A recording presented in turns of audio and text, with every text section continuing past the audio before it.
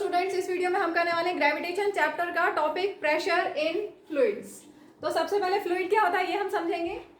दो substances which can flow easily, जो भी इजीली फ्लो कर सकता है दैट इज फ्लूइड। अब इजीली फ्लो कौन कौन कर सकता है? सॉलिड, लिक्विड, गैस में से लिक्विड भी फ्लो कर सकती है और गैस भी फ्लो कर सकती है। So liquids, all liquids and gases are fluids. ठीक है, इसके बाद थोड़ा सा हम बुक से समझते हैं, उसके बाद छोटा सा एक डेरिवेशन कराऊंगी, not from exam point of view but for proper understanding. आपको ये समझ में आना चाहिए। तो यहाँ बुक में दिया हुआ है all liquids and gases are fluids. Clear हो गया, जो भी फ्लो करे that is fluid. A solid exerts pressure on the surface due to its weight. Suppose कोई एक सरफेस है, इसमें अपने कोई सॉलिड रखा हुआ है, ठीक है, तो इसकी वेट की वजह से नीचे सरफेस पे ये जो सॉलिड है वो इस सरफेस के ऊपर प्रेशर लगाता है। ठीक है, तो प्रेशर क्या होता है? Because of weight of the solid. Similarly fluids है वेट, फ्लूइड्स में भी वेट होता है। सॉलिड, लिक्विड, गैस सभी में वेट होता है। ठीक है, तो जैसे सॉलिड में वेट होता है वैसे लिक्विड और गैस में भी वेट है। And they also exert pressure on the base and walls of the container in which they are placed. जैसे एक बीकर हमने लिया है, कंटेनर है जिसमें मैंने ये ब्लू कलर से यहाँ तक लिक्विड फिल किया है, तो ये जो लिक्विड है ये बेस पे भी प्रेशर लगाएगा और वॉल्स पे भी प्रेशर लगाएगा। ठीक है, pressure exerted in any confined mass of fluid is transmitted undiminished in all directions। Pressure सभी डायरेक्शंस में एक जैसा लगता है, अनडिमिनिश्ड सेम होता है एट अ पर्टिकुलर डेप्थ। अगर आप एक पॉइंट ले लेंगे, एक पर्टिकुलर पॉइंट पे प्रेशर सेम होगा, चाहे यहाँ ले, यहाँ ले, यहाँ ले, पर्टिकुलर डेप्थ पे प्रेशर सेम रहता है। And it increases with increase in depth. Pressure कैसे इंक्रीज होता है? With increase in depth. जैसे जैसे आप नीचे जाते जाओगे प्रेशर इंक्रीज होता जाएगा।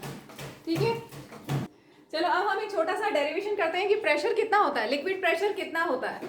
ये तो समझ में आ गया कि लिक्विड्स प्रेशर एक्सर्ट करते हैं, जैसे सॉलिड प्रेशर एक्सर्ट करता है वैसे ही लिक्विड बॉटम में और वॉल्स ऑफ द कंटेनर में प्रेशर एक्सर्ट करता है। तो प्रेशर कितना होगा? तो हम लेते हैं, suppose a beaker is filled with liquid. ये एक बीकर है जिसमें हमने यहाँ पर लिक्विड फिल किया है और इसकी डेंसिटी ऑफ लिक्विड मैंने डी ली है, या डी को हम रो से भी डिनोट कर सकते हैं ऐसे।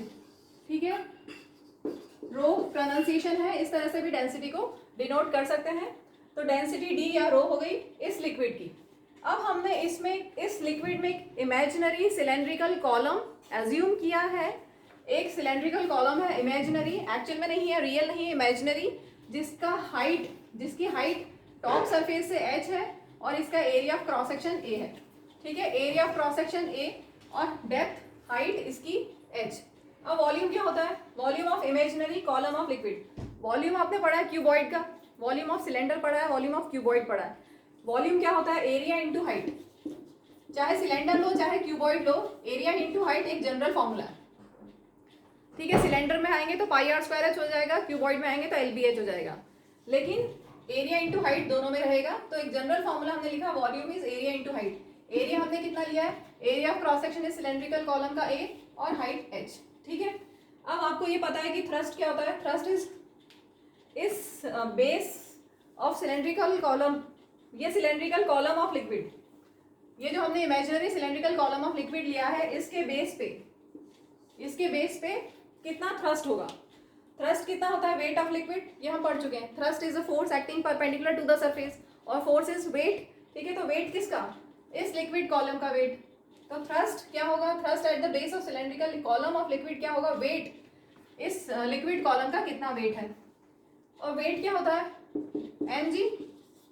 वेट इज अ फोर्स और force is mass into acceleration. और पर्टिकुलर वेट के लिए क्या होता है? फोर्स एक्टिंग वर्टिकली डाउनवर्ड्स, तो वो क्या होगा? g, acceleration due to gravity. तो ma, weight is a force is equal to ma, f equal to ma, and weight is a force which is acting vertically downwards, और vertically downward में acceleration होता है, acceleration due to gravity.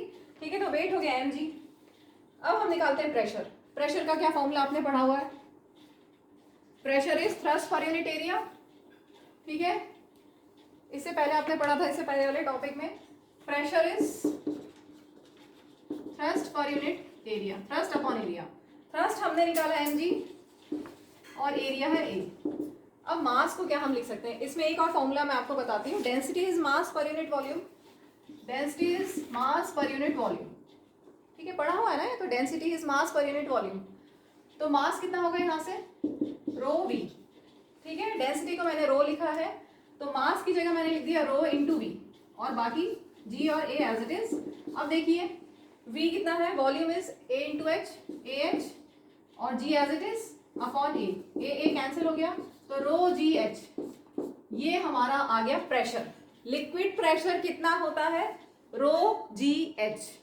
ठीक है, यहां पर कितना प्रेशर लग रहा है, रो जी एच। तो ये किस किस पे डिपेंड किया, ये जो प्रेशर है वो किस किस पे डिपेंड किया, डेंसिटी ऑफ लिक्विड और height of column, height of liquid column. तो कंक्लूजन क्या हुआ, प्रेशर, इसको मैं लिखवा देती हूँ एक बार। तो ये सबको क्लियर हो गया कि प्रेशर कितना होता है, रो जी एच। अगर एच डेप्थ पे, सरफेस ऑफ द लिक्विड से आप एच डेप्थ पे हो, लिक्विड के सरफेस से अगर आप एच डेप्थ पे हो, तो प्रेशर कितना होगा, rho G H. That means pressure depends on density of the liquid, pressure depends on, आप ऐसा लिख सकते हो, pressure depends on density of liquid, और देखेंगे H, pressure depends on depth, depth from the surface, pressure depends on depth from the surface. तो ये clear, अगर हम एच को और इंक्रीज कर दें, सपोज हमारा जो कॉलम है वो और बड़ा कर दें, कॉलम को हम इतना ले लें, तो एच इंक्रीज होगा, एच इंक्रीज होगा तो प्रेशर भी इंक्रीज होगा। अभी क्लियर अच्छे से, pressure depends on depth, pressure अगर डेप्थ इंक्रीज होगी तो प्रेशर इंक्रीज होगा। क्यों होगा, ये हमने डिराइव करके बता दिया। और डेंसिटी ऑफ लिक्विड पे भी डिपेंड करती है, अगर डेंसिटी ज़्यादा होगी लिक्विड की तो प्रेशर ज़्यादा लगेगा। जैसे एक सिंपल सा एग्जांपल लेते हैं, वाटर और मर्क्यूरी। अगर आपने एक कंटेनर में वाटर लिया है और एक कंटेनर में मर्क्यूरी लिया है, वाटर मर्क्यूरी Hg, किसकी डेंसिटी ज़्यादा होती है, मर्क्यूरी की डेंसिटी ज़्यादा होती है। ठीक है, तो हो सकता अगर आप इस कोई सब्सटेंस इसमें डालोगे और इसमें डालोगे, तो किसमें वो फ्लोट करेगा और किसमें वो सिंक हो जाएगा। ये सब एक्चुअली हम नेक्स्ट टॉपिक में डिटेल में करेंगे। अभी इतना समझ लो कि इसकी डेंसिटी ज़्यादा है और इसकी डेंसिटी कम है।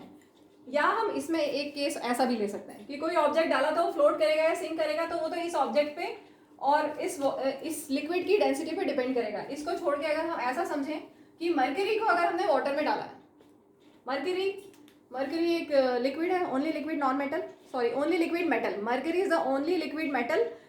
तो लिक्विड होता है लेकिन उसकी डेंसिटी इतनी ज़्यादा होती है कि वो हमेशा स्फीयर्स बन जाते हैं, उसके स्फीयर बन जाते हैं। जैसे अगर आप थर्मामीटर में जो मर्क्यूरी होता है, अगर सपोज थर्मामीटर किसी रीज़न से आपका टूट जाता है तो उसका मर्क्यूरी अगर आप निकाल के देखेंगे तो सिल्वर कलर का होता है और वो हमेशा बॉल्स बन जाती हैं उसकी, वो ऐसे पानी जैसे लिक्विड फॉर्म में नहीं रहता, उसकी बॉल्स बन जाती हैं। ठीक है, तो अगर आपने मर्क्यूरी लिया है तो इस तरह का बॉल ही रहेगा और उसको यहाँ पे डालोगे तो वो सिंक हो जाएगा, वो नीचे आ जाएगा क्योंकि उसकी डेंसिटी ज़्यादा है। ठीक है, तो कोई चीज़ फ्लोट कब करती है, जब डेंसिटी कम हो, और सिंक कब करती है, जब डेंसिटी ज़्यादा हो। नेक्स्ट टॉपिक में लेंगे।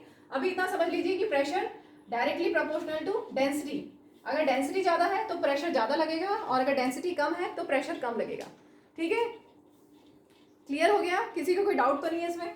बोलो।